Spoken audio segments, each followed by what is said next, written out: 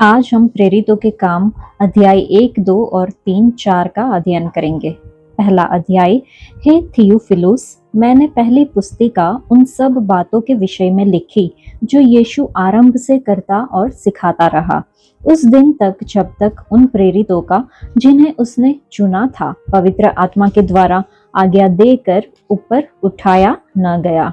उसने दुख उठाने के बाद बहुत से पक्के प्रमाणों से अपने आप को उन्हें जीवित दिखाया और 40 दिन तक वह उन्हें दिखाई देता रहा और परमेश्वर के राज्य की बातें करता रहा और उनसे मिलकर उन्हें आज्ञा दी, यरूशलेम को न छोड़ो परंतु पिता की उस प्रतिज्ञा के पूरे होने की बाट जोहते रहो जिसकी चर्चा तुम मुझसे सुन चुके हो। क्योंकि यूहन्ना ने तो पानी में बपतिस्मा दिया है, परंतु थोड़े दिनों के बाद तुम पवित्र आत्मा से बपतिस्मा पाओगे। अतः उन्होंने इकट्ठे होकर उससे पूछा, हे प्रभु, क्या तू इसी समय इस्राएल को राज्य फेर देगा? उसने उनसे कहा, उन समयों या कालों को जानना जिनको पिता ने अपने ही अधिकार में रखा है तुम्हारा काम नहीं, परंतु जब पवित्र आत्मा तुम पर आएगा तब तुम सामर्थ पाओगे और यरूशलेम और सारे यहूदिया और सामरिया में और पृथ्वी की छोर तक मेरे गवाह होंगे। ये कहकर वह उनके देखते देखते ऊपर उठा लिया गया और बादल ने उसे उनकी आंखों से छिपा लिया। उसके जाते समय जब वे आकाश की ओर ताक रहे थे तो देखो, दो पुरुष श्वेत वस्त्र पहने हुए उनके पास आ खड़े हुए और उनसे कहा, हे गलीली पुरुषों, तुम क्यों खड़े आकाश की ओर देख रहे हो? यही यीशु जो तुम्हारे पास से स्वर्ग पर उठा लिया गया है, जिस रीति से तुमने उसे स्वर्ग को जाते देखा है, उसी रीति से वह फिर आएगा। तब वे जैतून नामक पहाड़ से जो यरूशलेम के निकट एक शब्द के दिन की दूरी पर है, यरूशलेम को लौटे। जब वे वहां पहुंचे तो उस अटारी पर गए जहां पतरस और यूहन्ना और याकूब और अंद्रियास और फिलिपुस और थोमा और बरतुल्मै और मती और हलफई का पुत्र याकूब और शमौन जेलोतेस और याकूब का पुत्र यहूदा रहते थे। ये सब कई स्त्रियों और यीशु की माता मरियम और उसके भाइयों के साथ एक चित्त होकर प्रार्थना में लगे रहे। उन्हीं दिनों में पतरस भाइयों के बीच में जो 120 व्यक्ति के लगभग थे खड़ा होकर कहने लगा, हे भाइयों, अवश्य था कि पवित्र शास्त्र का वह लेख पूरा हो जो पवित्र आत्मा ने दाऊद के मुख से यहूदा के विषय में, जो यीशु के पकड़वाने वालों का अगुवा था, पहले से कहा था, क्योंकि वह तो हम में गिना गया और इस सेवकाई में सहभागी हुआ। उसने अधर्म की कमाई से एक खेत मोल लिया और सिर के बल गिरा और उसका पेट फट गया और उसकी सब अंतड़ियां निकल पड़ी। इस बात को यरूशलेम के सब रहने वाले जान गए, यहाँ तक कि उस खेत का नाम उनकी भाषा में हकलदमा अर्थात लहू का खेत पड़ गया। भजन संहिता में लिखा है, उसका घर उजड़ जाए और उसमें कोई न बसे और उसका पद कोई दूसरा ले ले। इसलिए जितने दिन तक प्रभु यीशु हमारे साथ आता जाता रहा, अर्थात यूहन्ना के बपतिस्मा से लेकर उसके हमारे पास से उठाए जाने तक जो लोग बराबर हमारे साथ रहे, उचित है कि उनमें से एक व्यक्ति हमारे साथ उसके जी उठने का गवाह हो जाए। तब उन्होंने दो को खड़ा किया, एक यूसुफ को जो बरसबा कहलाता है, जिसका उपनाम यूसतुस है, दूसरा मत्तियाह को, और यह प्रार्थना की, हे प्रभु, तू जो सब के मन जानता है, ये प्रकट कर कि इन दोनों में से तूने किसको चुना है कि वह इस सेवकाई और प्रेरिताई का पद ले, जिसे यहूदा छोड़कर अपने स्थान को चला गया। तब उन्होंने उनके बारे में चिट्ठियां डाली और चिट्ठी मत्तियाह के नाम पर निकली। अतः वह उन 11 प्रेरितों के साथ गिना गया। इस पुस्तक के बारे में अगर हम कुछ जानकारी ले तो परंपरा के अनुसार प्रेरितों के काम का श्रेय लूका को दिया जाता है, क्योंकि कुलुसियों की पत्री अध्याय 4 में वचन 14 में जब हम देखते हैं तो लिखा है प्रिय चिकित्सक, जैसा कि पौलुस उसे कहता है। प्रेरितों के काम लूका के सुसमाचार की रचना के कुछ समय बाद लगभग 62 ईस्वी में लिखा गया था। यरूशलेम से पूरी दुनिया में प्रेरितों द्वारा सुसमाचार का प्रसार इस पुस्तक का मुख्य विषय है। प्रेरितों के काम एकमात्र बाइबल पुस्तक है जो यीशु के स्वर्गारोहण के तुरंत बाद कलीसिया के इतिहास का वर्णन करती है। प्रेरितों के काम की पुस्तक यरूशलेम से पूरे रोमन साम्राज्य में मसीही मिशन के विजयी मार्च का वर्णन करती है। ये उपलब्धि पवित्र आत्मा के कार्य की ओर इशारा करती है जो आरंभिक चर्च पर उतरा और प्रेरितों एवं अन्य मिशनरियों को उद्धार के सुसमाचार को ले जाने के लिए सशक्त बनाया। साथ ही प्रेरितों के काम छोटे समुदायों के माध्यम से कलीसिया के विस्तार का वर्णन करता है।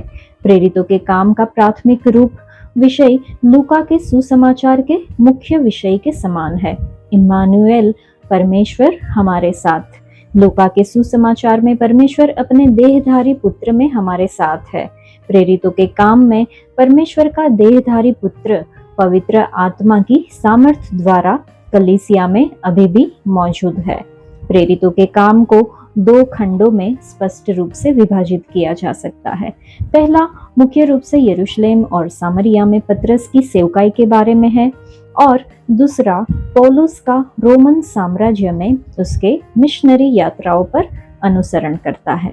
प्रेरितों के काम सुसमाचार के प्रसार का वर्णन करने के लिए महत्वपूर्ण है, न केवल भौगोलिक रूप से बल्कि सांस्कृतिक रूप से भी। यह सुसमाचार को विशेष रूप से यहूदी दर्शकों तक ले जाने से पतरस ने ऊपरी कमरे में एक छोटे समूह को प्रचार करते हुए गैर यहूदियों के बीच सुसमाचार के बाहर जाने तक मुख्य रूप से प्रेरित पौलुस की सेवकाई के तहत संक्रमण का वर्णन करता है। परमेश्वर अपने आशा और उद्धार के संदेश को सभी लोगों तक पहुंचाना चाहते हैं, यरूशलेम में और पूरे यहूदिया और सामरिया में और पृथ्वी के सबसे दूरस्थ भाग तक भी। प्रेरितों के काम प्रारंभिक मसीहियों के कार्यों के माध्यम से देखा गया कलीसिया के विकास का एक आध्यात्मिक और धार्मिक रिकॉर्ड है। हम उसे कैसे लागू करें? लगभग हर अध्याय में पतरस और पौलुस जैसे प्रेरित व्यक्तियों और लोगों के समूहों के सामने सुसमाचार को सामर्थ्य रूप से प्रस्तुत किया गया है। स्पष्ट रूप से पवित्र आत्मा की सामर्थ्य के माध्यम से यीशु की मृत्यु और पुनरुत्थान में प्रेरितों के विश्वास ने उनके हृदयों में एक ध्यान देने योग्य परिवर्तन लाया। अक्सर हमारा अपना जीवन उस तरह के बदलाव को प्रतिबिंबित नहीं करता है। हम इस डर से संघर्ष करते हैं कि दूसरे हमारे विश्वास पर कैसे प्रतिक्रिया करेंगे या सुसमाचार की आवश्यकता वाले किसी और व्यक्ति के जीवन में निवेश करने के लिए अपनी दिनचर्या से पर्याप्त समय तक बाहर निकलने से संघर्ष करते हैं। प्रेरितों के काम की पुस्तक हमें परमेश्वर के साथ ज्यादा निकटता से चलने के लिए प्रोत्साहित करे ताकि हम प्रेरितों के साहस और उत्साह के साथ मसीह के नाम को प्रसिद्ध कर सके। पहले अध्याय में जब हम वचन 8 को पढ़ते हैं तो चाहे हम पादरी हो या डॉक्टर हो या इंजीनियर हो या शिक्षक हो या गृहिणी हो, हम जो कुछ भी है, परमेश्वर हमें यीशु के गवाह बनने के लिए 24 घंटे और पूरे हफ्ते बुलाते हैं। हमारे मन में सवाल आ सकता है कि गवाह कौन है? जो सच बोलता है वह धर्म प्रकट करता है। नीति वचन 12 में वचन 17 में हम देख सकते हैं। इसमें हमारे जीवन में मसीह के व्यक्तित्व और कार्यों का प्रत्यक्ष प्रमाण होना शामिल हो सकता है क्योंकि वह सत्य है। यूहन्ना बपतिस्मा देने वाला उस ज्योति की गवाही देने के लिए आया था जिसने कहा, उसे अवश्य बढ़ना चाहिए परंतु मुझे अवश्य घटना चाहिए। इस प्रकार एक साक्षी अपने बारे में कम और यीशु मसीह के बारे में ज्यादा दिखाता है। एक गवाह अपने जीवन में पवित्र आत्मा के फलों को अधिकाधिक दिखाता है। इस प्रकार हमारी गवाही मसीह को प्रकट करने और हमारे जीवन में पवित्र आत्मा के फल लाने में निहित है। एक गवाही से भरा जीवन प्रार्थना, अध्ययन और परमेश्वर के वचन में चलने पर आधारित है। इसमें दूसरों के प्रति बुरी आदतें और अस्पष्ट दृष्टिकोण दोनों को ही खत्म करना शामिल हो सकता है। हम मसीह के लिए अपनी गवाही का जायजा ले। क्या हम अपने जीवन में आत्मा के फल लाकर यीशु मसीह के व्यक्तित्व का प्रमाण प्रदर्शित कर रहे हैं? ये हमें खुद को पूछना चाहिए। यीशु ने अपने शिष्यों से कहा कि वे स्वर्ग में चढ़ने से पहले यरूशलेम में रहे, ताकि वे पवित्र आत्मा ऊपर से सामर्थ प्राप्त कर सके, जो उन्हें यरूशलेम और पूरे यहूदिया और सामरिया में और यहाँ तक कि पृथ्वी के छोर तक भी उनके गवाह बनने में मदद करेंगे। पवित्र आत्मा से भरे हुए प्रेरितों को दुनिया के उद्धारकर्ता यीशु के बारे में पृथ्वी के सभी लोगों को खुशखबरी सुनानी थी। प्रेरित यीशु के सच्चे गवाह थे, क्योंकि वे उनके सार्वजनिक सेवकाई के दौरान उनके साथ मौजूद थे, और यीशु ने जो कुछ भी कहा और किया, प्रेरितों को अब यीशु के बारे में ये सुसमाचार पृथ्वी के छोर तक सभी लोगों के साथ साझा करना था। यीशु भी चाहते हैं कि हम उनकी पवित्र आत्मा से भरे जाए, ताकि हम भी सभी लोगों के लिए उनके सामर्थी गवाह बन सके। यीशु ने हमें उस दिन अपनी पवित्र आत्मा से सशक्त किया है, जिस दिन हमने कलीसिया में पुष्टिकरण का संस्कार प्राप्त किया था, जो हमारे भीतर परमेश्वर की आत्मा की एक स्थायी मुहर है, जिसे हमें हर रोज अपने शब्द और कार्य में मसीह यीशु की गवाही देने के लिए फिर से जगाना है। प्रभु हम सभी को आपके सुसमाचार के साहसी गवाह बनने में मदद करे, ऐसी प्रार्थना भी हमें करनी चाहिए। अध्याय 2।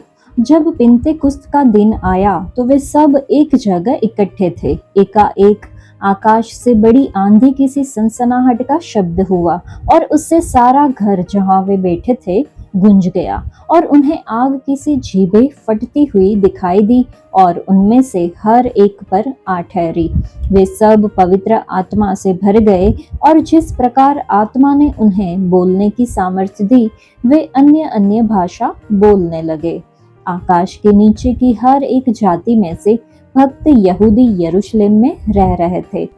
जब ये शब्द हुआ तो भीड़ लग गई और लोग घबरा गए, क्योंकि हर एक को यही सुनाई देता था कि ये मेरी ही भाषा में बोल रहे हैं।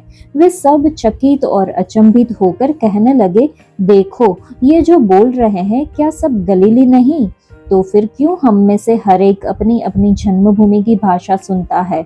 हम जो पार्थी और मेदी और एलामी और मेसोपोटामिया और यहूदिया और कप्पदुकिया और पुंतुस और आसिया और फ्रुगिया और पंफुलिया और मिस्र और लीबिया देश जो कुरेने के आसपास है, इन सब देशों के रहने वाले और रोमी प्रवासी अर्थात यहूदी और यहूदी मत धारण करने वाले क्रेती और अरबी भी है, परंतु अपनी अपनी भाषा में उनसे परमेश्वर के बड़े बड़े कामों की चर्चा सुनते हैं। और वे सब चकित हुए और घबराकर एक दूसरे से कहने लगे, ये क्या हो रहा है? परंतु दूसरों ने ठट्ठा करके कहा, वे तो नई मदिरा के नशे में चूर है। तब पतरस उन 11 के साथ खड़ा हुआ और ऊंचे शब्द से कहने लगा, हे यहूदियों और हे यरूशलेम के सब रहने वालों, ये जान लो और कान लगाकर मेरी बातें सुनो। जैसा तुम समझ रहे हो, ये लोग नशे में नहीं है, क्योंकि अभी तो पहर ही दिन चढ़ा है, परंतु यह वह बात है जो योएल भविष्यद्वक्ता के द्वारा कही गई थी कि परमेश्वर कहता है कि अंत के दिनों में ऐसा होगा कि मैं अपना आत्मा सब मनुष्यों पर उंडे लूंगा, और तुम्हारे बेटे और तुम्हारी बेटियां भविष्यवाणी करेंगी, और तुम्हारे जवान दर्शन देखेंगे और तुम्हारे पुरनिये स्वप्न देखेंगे। वरन मैं अपने दासों और अपनी दासियों पर भी उन दिनों में अपने आत्मा में से उंडे लूंगा, और वे भविष्यवाणी करेंगे। और मैं ऊपर आकाश में अद्भुत काम और नीचे धरती पर चिन्ह अर्थात लहू और आग और धुएं का बादल दिखाऊंगा। प्रभु के महान और तेजस्वी दिन के आने से पहले सूर्य अंधेरा और चांद लहू सा हो जाएगा, और जो कोई प्रभु का नाम लेगा वह उद्धार पाएगा। हे इस्राएलियों, ये बातें सुनो। यीशु नाजरी एक मनुष्य था जिसका परमेश्वर की ओर से होने का प्रमाण उन सामर्थ्य के कामों और आश्चर्य के कामों और चिन्हों से प्रकट है जो परमेश्वर ने तुम्हारे बीच उसके द्वारा कर दिखाए, जिसे तुम आप ही जानते हो। उसी यीशु को जो परमेश्वर की ठहराई हुई योजना और पूर्व ज्ञान के अनुसार पकड़वाया गया, तुमने अधर्मियों के हाथ से क्रूस पर चढ़वाकर मार डाला, परंतु उसी को परमेश्वर ने मृत्यु के बंधनों से छुड़ाकर जिलाया, क्योंकि यह अनहोना था कि वह उसके वश में रहता। क्योंकि दाऊद उसके विषय में कहता है, मैं प्रभु को सर्वदा अपने सामने देखता रहा, क्योंकि वह मेरी दाहिनी ओर है, ताकि मैं भीग न जाऊं। इसी कारण मेरा मन आनंदित हुआ और मेरी जीभ मगन हुई, वरन मेरा शरीर भी आशा में बना रहेगा, क्योंकि तू मेरे प्राणों को अधोलोक में न छोड़ेगा और न अपने पवित्र जन को सड़ने ही देगा।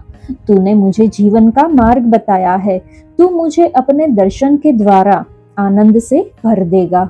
हे भाइयों, मैं कुलपति दाऊद के विषय में तुमसे साहस के साथ कह सकता हूँ कि वह तो मर गया और गाड़ा भी गया, और उसकी कब्र आज तक हमारे यहाँ विद्यमान है। वह भविष्यद्वक्ता था। वह जानता था कि परमेश्वर ने मुझसे शपथ खाई कि मैं तेरे वंश में से एक व्यक्ति को तेरे सिंहासन पर बैठाऊंगा। उसने होने वाली बात को पहले ही से देखकर मसीह के जी उठने के विषय में भविष्यवाणी की कि न तो उसका प्राण अधोलोक में छोड़ा गया और न उसकी देह सड़ने पाई। इससे यीशु को परमेश्वर ने झिलाया, जिसके हम सब गवाह है। इस प्रकार परमेश्वर के दाहिने हाथ से सर्वोच्च पद पाकर और पिता से वह पवित्र आत्मा प्राप्त करके, जिसकी प्रतिज्ञा की गई थी, उसने यह उंडेल दिया है जो तुम देखते और सुनते हो। क्योंकि दाऊद तो स्वर्ग पर नहीं चढ़ा, परंतु वह आप कहता है, प्रभु ने मेरे प्रभु से कहा, मेरे दाहिने बैठ, जब तक कि मैं तेरे बेरियों को तेरे पांव तले की चौकी न कर दूं। अतः अब इस्राएल का सारा घराना निश्चित रूप से जान ले कि परमेश्वर ने उसी यीशु को, जिसे तुमने क्रूस पर चढ़ाया, प्रभु भी ठहराया और मसीह भी। तब सुनने वालों के हृदय छिद गए और वे पतरस और शेष प्रेरितों से पूछने लगे, हे भाइयों, हम क्या करें? पतरस ने उनसे कहा, मन फिराओ और तुम में से हर एक अपने अपने पापों की क्षमा के लिए यीशु मसीह के नाम से बपतिस्मा ले, तो तुम पवित्र आत्मा का दान पाओगे।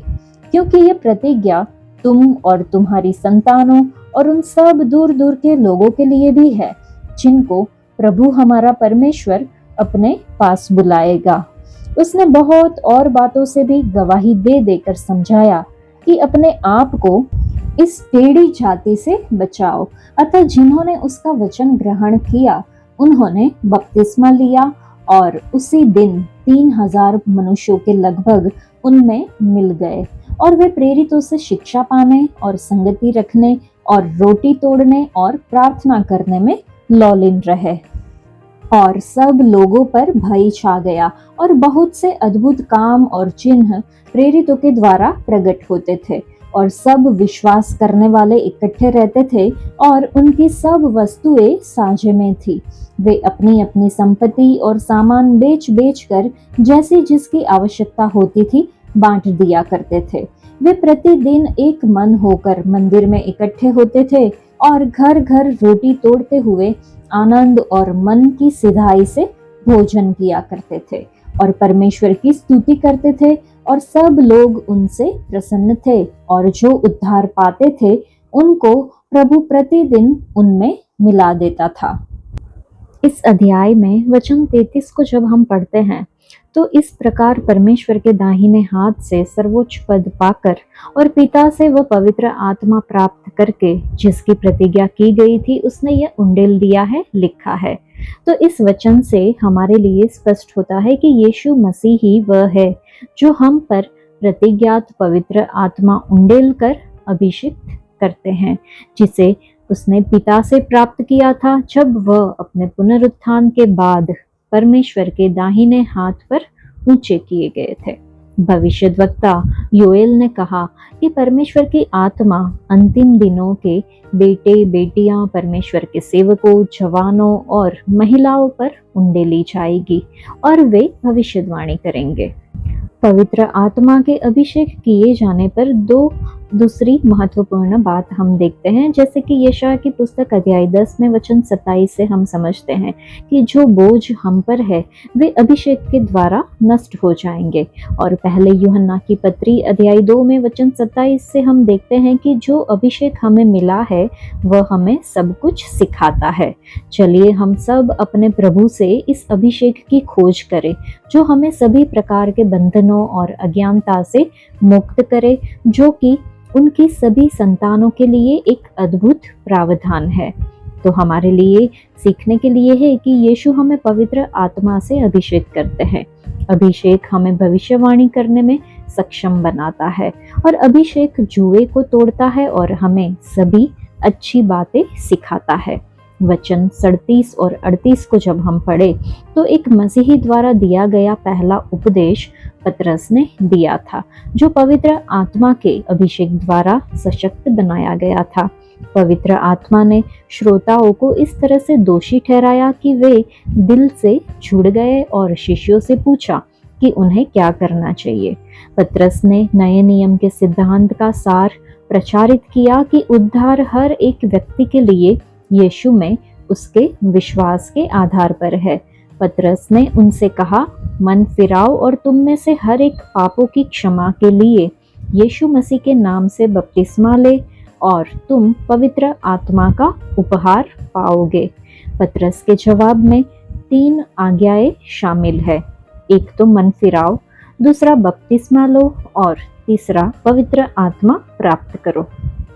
अगर हम मन फिराव के बारे में सोचें तो मत्ती रचित सुसमाचार अध्याय 4 में वचन 17 में हम देखते हैं कि यीशु ने अपने सेवकाई इस उपदेश से शुरू किया कि मन फिराओ क्योंकि स्वर्ग का राज्य निकट है।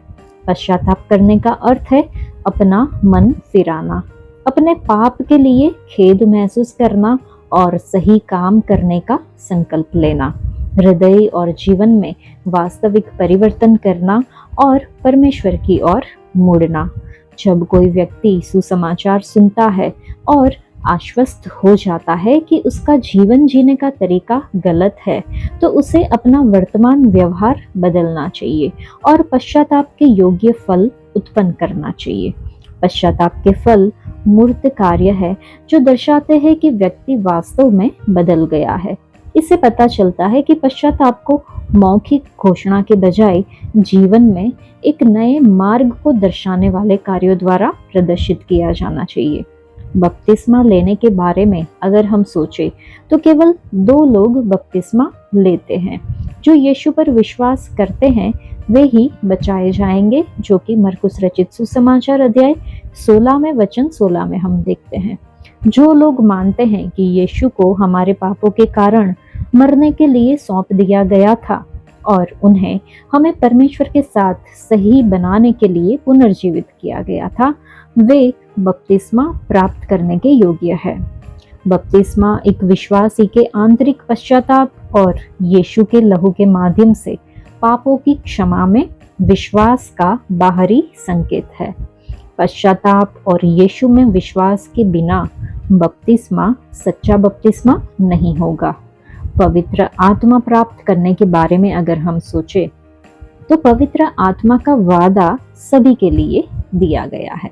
यूहन्ना बपतिस्मा देने वाले ने घोषणा की कि मैं तो तुम्हें पश्चाताप के लिए पानी से बपतिस्मा देता हूँ, लेकिन जो मेरे बाद आने वाला है वह मुझसे शक्तिशाली है, मैं उसके जूते उठाने के योग्य नहीं हूँ। वह तुम्हें पवित्र आत्मा और आग से बपतिस्मा देगा। केवल वे लोग जो अपने पापों से फिरे हैं और उद्धारकर्ता के रूप में यीशु पर अपना विश्वास रखते हैं, तो उन्हें पवित्र आत्मा में बपतिस्मा मिलेगा। पानी में बाहरी बपतिस्मा के बिना भी परमेश्वर ने विश्वासियों को पवित्र आत्मा से बपतिस्मा दिया था, जो कि हम प्रेरितों के काम अध्याय 10 में देख सकते हैं। परमेश्वर सूक्ष्म स्तर पर हृदय को देखते हैं और पश्चाताप और विश्वास के अनुसार कार्य करते हैं। हृदय में छेद किए गए लोग यीशु पर विश्वास करते हुए अपने हृदय को परमेश्वर को सौंप देंगे। अब पवित्र आत्मा ऐसे लोगों पर कार्य करेगा ताकि वे उद्धार पा सके। आरंभिक कलीसिया में लोग प्रेरितों की शिक्षाओं पर पूरे दिल से विश्वास करते थे और पतरस द्वारा प्रचारित उद्धार प्राप्त करते थे। वे पवित्र आत्मा के कार्य के प्रति पूरी तरह से समर्पित हो गए और यीशु में विश्वास के माध्यम से पश्चाताप, क्षमा और पवित्र आत्मा प्राप्त करना, ये सब एक ही बार में हो गए। ऐसा उनका ईमानदार विश्वास था। अब संपूर्ण बाइबल परमेश्वर का लिखित वचन सभी लोगों के लिए उपलब्ध है, लेकिन अविश्वास या आंशिक विश्वास पवित्र आत्मा के कार्य में बाधा डालता है। यीशु मसीह कल, आज और हमेशा एक जैसा है। उनकी बचाने वाली सामर्थ कम नहीं हुई है, लेकिन प्रचारक और लोग उदासीन हो गए हैं और परमेश्वर के वचन की गलत व्याख्या की जा रही है, जो आरंभिक कलीसिया के उद्धार पैटर्न को बाधित कर रहा है। हम आरंभिक कलीसिया में मौजूद पवित्र आत्मा के कार्य की बहाली के लिए प्रार्थना करने के लिए बाध्य है। हमें पूछना होगा कि क्या हमारे पास आरंभिक कलीसिया जैसा विश्वास है, और दूसरी बात कि क्या हम पवित्र आत्मा के कार्य को रास्ता देते हैं या उसमें बाधा डालते हैं। अध्याय 3। पतरस और यूहन्ना तीसरे पहर प्रार्थना के समय मंदिर में जा रहे थे और लोग एक जन्म के लंगड़े को ला रहे थे, जिसको वे प्रतिदिन मंदिर के उस द्वार पर, जो सुंदर कहलाता है, बैठा देते थे कि वह मंदिर में जाने वालों से भीख मांगे। जब उसने पतरस और यूहन्ना को मंदिर में जाते देखा तो उनसे भीख मांगी। पतरस ने यूहन्ना के साथ उसकी ओर ध्यान से देखकर कहा, हमारी ओर देख। अतः वह उनसे कुछ पाने की आशा रखते हुए उनकी ओर ताकने लगा। तब पतरस ने कहा, चांदी और सोना तो मेरे पास है नहीं, परंतु जो मेरे पास है वह तुझे देता हूँ। यीशु मसीह नाजरी के नाम से चल फिर। और उसने उसका दाहिने हाथ पकड़ के उसे उठाया और तुरंत उसके पांव और टखनों में बल आ गया। वह उछल कर खड़ा हो गया और चलने फिरने लगा और चलता और कूदता और परमेश्वर की स्तुति करता हुआ उनके साथ मंदिर में गया। सब लोगों ने उसे चलते फिरते और परमेश्वर की स्तुति करते देखकर उसको पहचान लिया कि यह वही है जो मंदिर के सुंदर फाटक पर बैठकर भीख मांगा करता था। और उस घटना से जो उसके साथ हुई थी, वे बहुत अचंभित और चकित हुए। जब वह पतरस और यूहन्ना को पकड़े हुए था तो सब लोग बहुत आश्चर्य करते हुए उस ओसारे में जो सुलेमान का कहलाता है उनके पास दौड़े आए। ये देखकर पतरस ने लोगों से कहा, हे इस्राएलियों, तुम इस मनुष्य पर क्यों आश्चर्य करते हो और हमारी ओर क्यों इस प्रकार देख रहे हो कि मानो हम ही ने अपनी सामर्थ या भक्ति से इसे चलने फिरने योग्य बना दिया।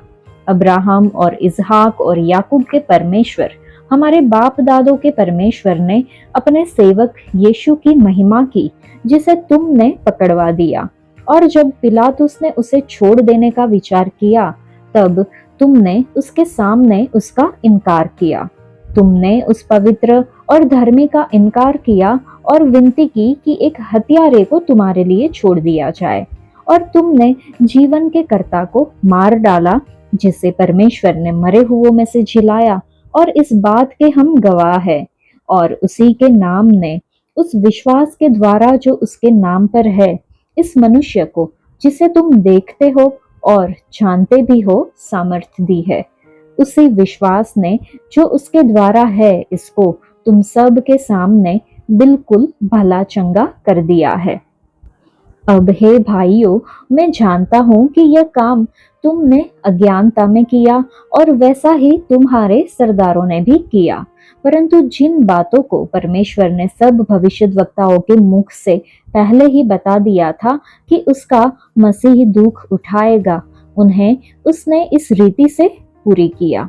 इसलिए मन फिराओ और लौट आओ कि तुम्हारे पाप मिटाए जाए, जिससे प्रभु के सम्मुख से विश्रांति के दिन आए और वह यीशु को भेजे जो तुम्हारे लिए पहले ही से मसीह ठहराया गया है।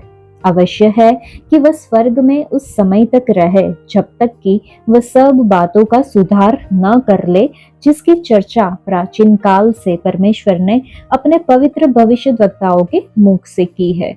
जैसा कि मूसा ने कहा, प्रभु परमेश्वर तुम्हारे भाइयों में से तुम्हारे लिए मुझसा एक भविष्यद्वक्ता उठाएगा, जो कुछ वह तुमसे कहे उसकी सुनना। परंतु प्रत्येक मनुष्य जो उस भविष्यद्वक्ता की न सुने, लोगों में से नष्ट किया जाएगा। और शमूएल से लेकर उसके बाद वालों तक जितने भविष्यद्वक्ता बोले, उन सब ने इन दिनों का संदेश दिया है। तुम भविष्यद्वक्ताओं की संतान और उस वाचा के भागी हो जो परमेश्वर ने तुम्हारे बाप दादों से बांधी, जब उसने अब्राहम से कहा, तेरे वंश के द्वारा पृथ्वी के सारे घराने आशीष पाएंगे। परमेश्वर ने अपने सेवक को उठाकर पहले तुम्हारे पास भेजा कि तुम में से हर एक को उसकी बुराइयों से फेर कर आशीष दे। इस अध्याय में हम देखते हैं कि पतरस और यूहन्ना मंदिर के द्वार पर एक लंगड़े आदमी से मिलते हैं। उसे पैसे देने के बजाय पतरस उसे यीशु मसीह के नाम पर चंगा करता है, जिससे परमेश्वर की सामर्थ्य और करुणा का प्रदर्शन होता है। चमत्कारिक चंगाई से भीड़ जुट जाती है और पतरस यीशु के बारे में फिर से प्रचार करने का अवसर प्राप्त करता है, जिसमें उद्धार के लिए पश्चाताप और विश्वास पर जोर दिया जाता है। चमत्कारिक चंगाई और पतरस की अटूट गवाही के माध्यम से हम सीखते हैं कि यीशु में विश्वास परिवर्तनकारी है, जो शारीरिक और आत्मिक दोनों तरह से बहाली प्रदान करता है। पतरस समझता है कि यीशु के माध्यम से परमेश्वर पूर्वजों से किए गए अपने वादों को पूरा करते हैं, जो न केवल शारीरिक रूप से बल्कि आत्मिक रूप से भी उन सभी को बहाली प्रदान करता है जो विश्वास करते हैं। जब हम वचन 16 को पढ़ते हैं तो वहां पे लिखा है कि और उसी के नाम ने उस विश्वास के द्वारा जो उसके नाम पर है, इस मनुष्य को जिसे तुम देखते हो और जानते भी हो सामर्थ्य दी है। उसी विश्वास ने जो उसके द्वारा है, इसको तुम सब के सामने बिल्कुल भला चंगा कर दिया है।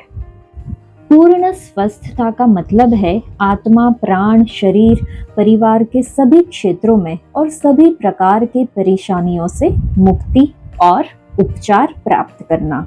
यहाँ जन्म से लंगड़ा एक व्यक्ति को प्रतिदिन उठाकर सुंदर नामक द्वार पर भीख मांगने के लिए रखा जाता था। कितना दयनीय जीवन! आज भी शत्रु ने बहुत से लोगों को जन्म से ही आध्यात्मिक रूप से लंगड़ा बना दिया है। उन्हें यीशु में जो है सुंदर द्वार, उसमें प्रवेश करने से रोक दिया है। उन्हें उनकी स्तुति और महिमा करने से रोक दिया है। लेकिन जब उस अपंग ने पतरस और यूहन्ना को देखा तो उसने उनसे भीख मांगी। उन्होंने कहा, हमारी ओर देखो।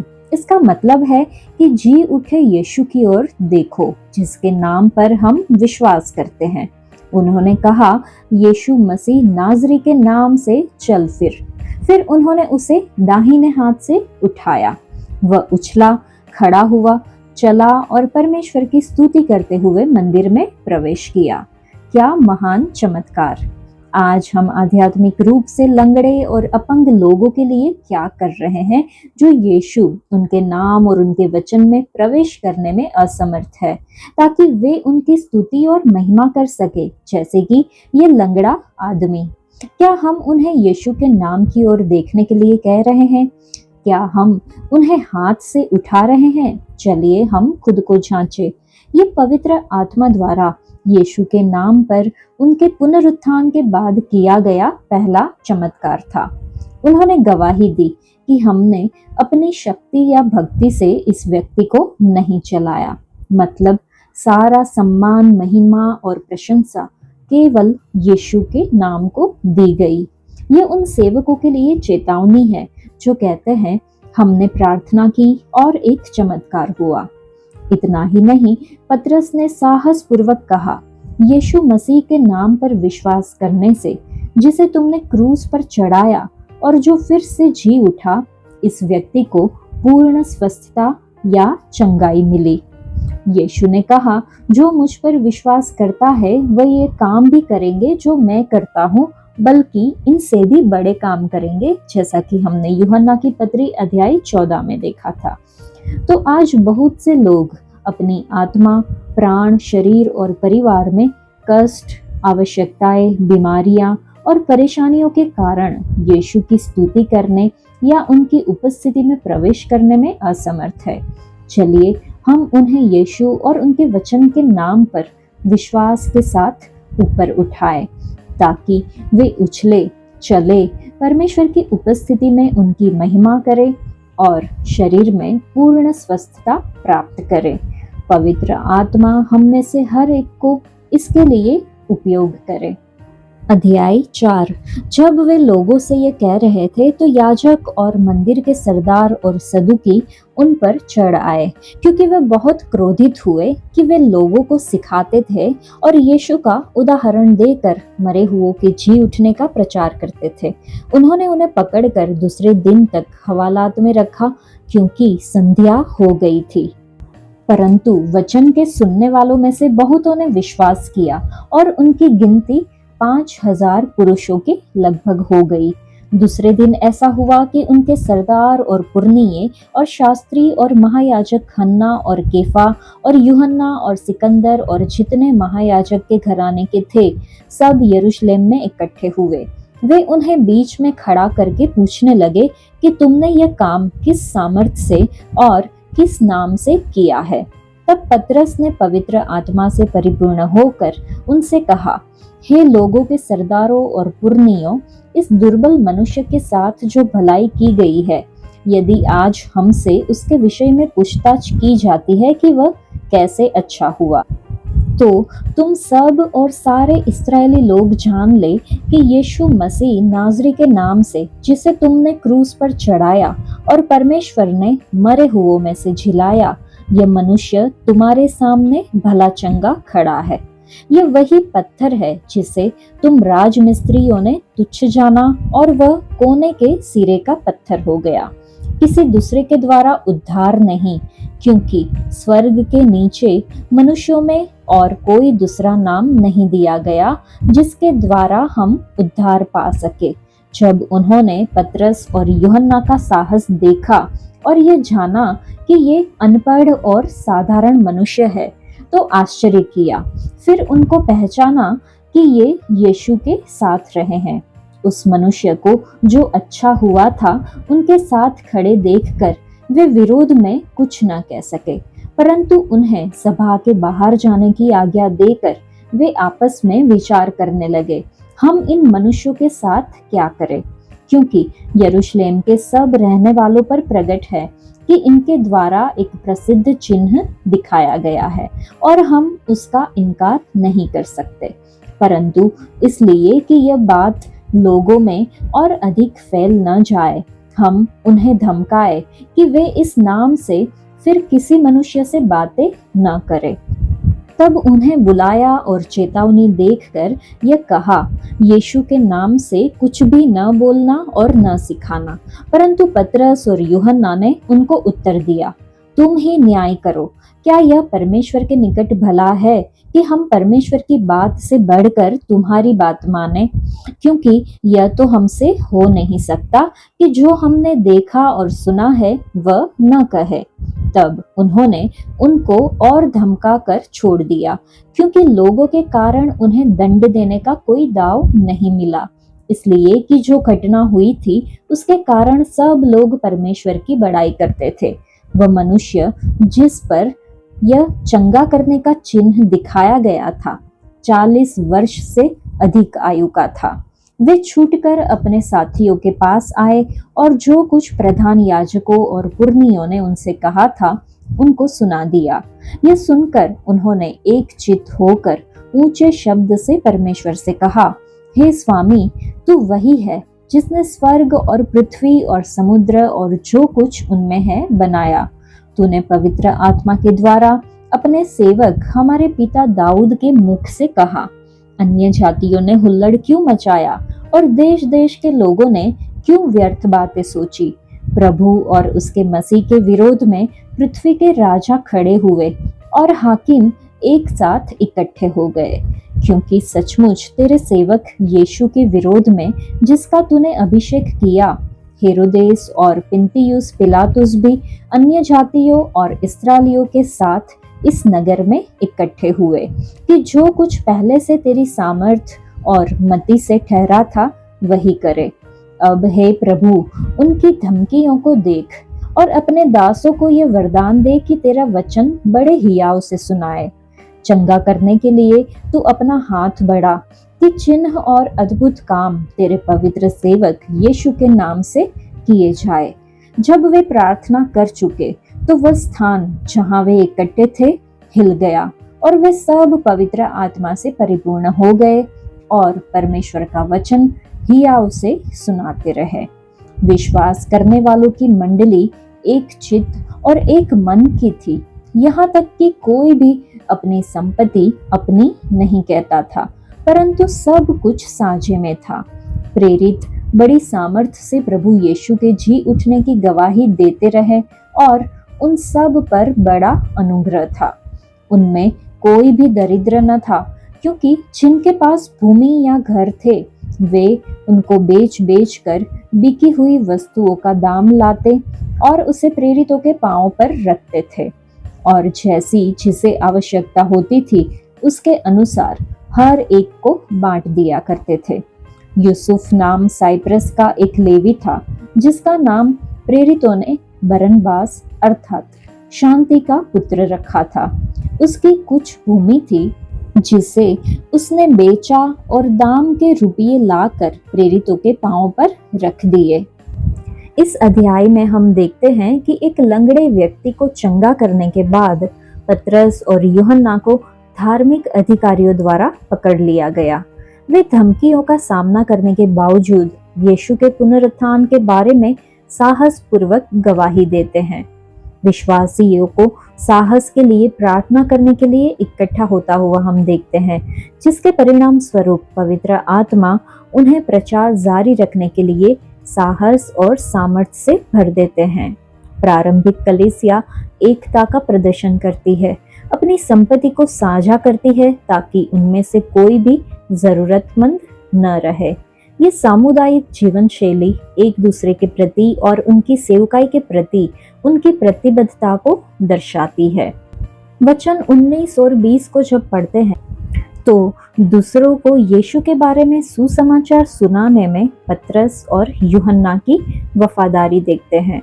यीशु के स्वर्ग में चढ़ने से पहले उसने अपने प्रेरितों को पृथ्वी के छोर तक सभी लोगों को सुसमाचार सुनाने की आज्ञा दी थी।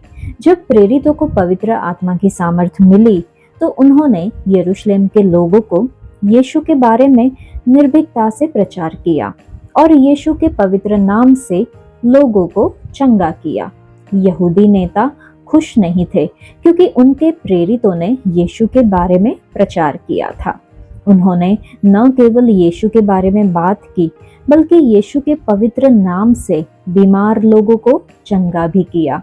पतरस ने यहूदियों और अन्य जातियों को यीशु को सूली पर चढ़ाकर मार डालने के द्वारा एक महान पाप करने का दोषी ठहराया। वे प्रेरितों को यीशु के बारे में प्रचार करने और उसके नाम से लोगों को चंगा करने से रोकना चाहते थे, लेकिन पतरस और यूहन्ना ने प्रभु यीशु के सुसमाचार का प्रचार सभी लोगों को सुनाने से बंद करने के बारे में उनकी आज्ञा नहीं मानी। पतरस ने यहूदी अगुओं को कहा कि वे निर्णय करें कि क्या यह उनके लिए सही था कि वे उनसे कहे कि वे उनकी आज्ञा का पालन करें और प्रभु की आज्ञाओं का उल्लंघन करें। पवित्र आत्मा से भरे हुए पतरस और यूहन्ना को दूसरों को यीशु का सुसमाचार सुनाने के लिए प्रेरित किया गया, क्योंकि वे यीशु के साथ बहुत समय से उपस्थित थे और उन्होंने उसे परमेश्वर के राज्य के बारे में बोलते हुए सुना था और उसे अपने सार्वजनिक सेवकाई के दौरान चमत्कार और चंगाई करते हुए देखा था। प्रभु यीशु ने अपने प्रेरितों को उन सभी बातों के बारे में प्रचार करने की आज्ञा दी जो उसने उन्हें सिखाई थी, और उसके पवित्र नाम में अच्छे काम करने के लिए कहा। यीशु भी चाहते हैं कि हम उसके चेले बने और सभी लोगों तक उनका सुसमाचार फैलाए। प्रभु हमें अपने शब्द और कार्यों के माध्यम से अपने दैनिक जीवन में आपके प्रेम को देखने में मदद करे, ऐसी हमें प्रार्थना करनी होगी। वचन 33 को जब हम पढ़ते हैं तो प्रेरितों ने बड़ी सामर्थ के साथ प्रभु यीशु के पुनरुत्थान की गवाही दी और उन सब पर बड़ा अनुग्रह था। यीशु के स्वर्गारोहण के कुछ समय पहले उन्होंने प्रेरितों को अपना गवाह बनने के लिए नियुक्त किया, जैसा कि हम पहले अध्याय में देख चुके हैं। और हमने पहले ही अध्याय में देखा कि प्रेरितों ने माना कि उनकी सबसे महत्वपूर्ण जिम्मेदारी यीशु के पुनरुत्थान के गवाह बनना था। यहूदा इस्करियोती के बदले उस जगह पर कोई और की आवश्यकता को समझते हुए पतरस ने कहा कि इनमें से एक को हमारे साथ उसके पुनरुत्थान का गवाह बनना चाहिए। पिन्तेकुस्त के दिन पवित्र आत्मा के सशक्तिकरण के बाद यीशु का पुनरुत्थान प्रेरितों के संदेश का केंद्र बिंदु था। उन्होंने साहस पूर्वक जी उठे यीशु का प्रचार किया। आज भी पुनरुत्थान कई लोगों के लिए रहस्यमय बना हुआ है।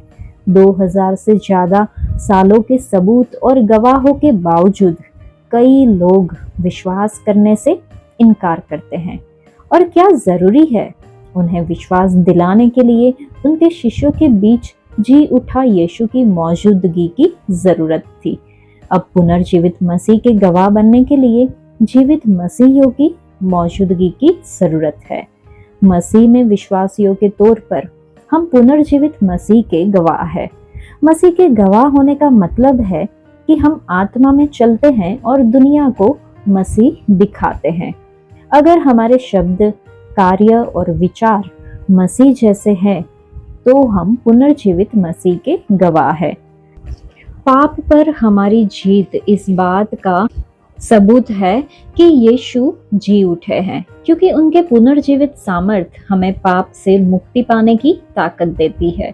अगर हम अभी भी पापों में फंसे हुए हैं तो हम यीशु के पुनरुत्थान के गवाह नहीं हैं। प्रारंभिक कलीसिया की गवाही इतनी शक्तिशाली क्यों थी? क्योंकि प्रारंभिक कलीसिया के शिष्यों ने प्रभु पर पूरा भरोसा रखा। वे अपने पूरे दिल से पवित्र शास्त्र पर विश्वास किए, अपनी जरूरतों और समस्याओं के लिए एक मत होकर प्रभु से प्रार्थना करते थे। वे परमेश्वर के अनमोल वादों पर दृढ़ता से खड़े रहे। वे मानते थे कि यीशु के नाम के जरिए परमेश्वर की शक्तिशाली शक्ति उन्हें दी गई थी। क्या हम पवित्र आत्मा द्वारा अपने बात, अपने कार्य, अपने विचार में मसीह के समान बनने के लिए सशक्त है, ताकि हम पुनर्जीवित मसीह के गवाह बन सके? और क्या हम गवाही दे सकते हैं कि मसीह की पुनर्जीवित सामर्थ हमें पाप से आजाद करने की ताकत देती है? ये हमें खुद को पूछना होगा। आज के लिए इतना ही। परमेश्वर आप सबको आशीष दे। धन्यवाद।